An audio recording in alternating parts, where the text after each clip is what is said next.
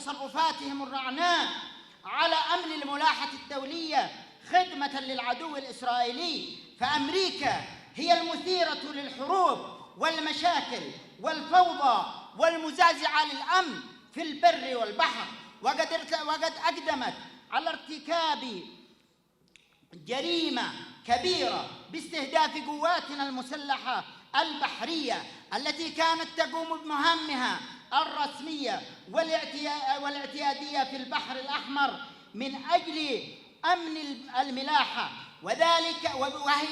وأمريكا بهذا التصرف فتحت النار على نفسها وجلبت الخطر على مصالحها، ولن تفلت من العقاب والرد بإذن الله تعالى.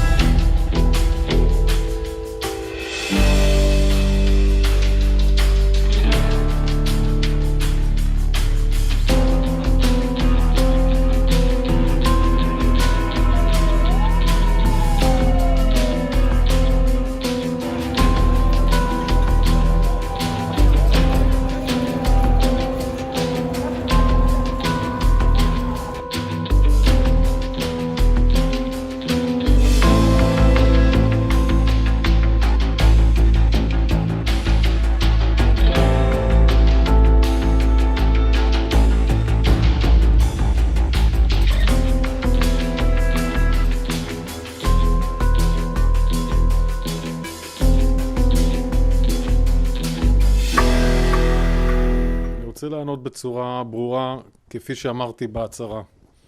אני לא מתייחס למה שנשמע כאן או במקומות אחרים.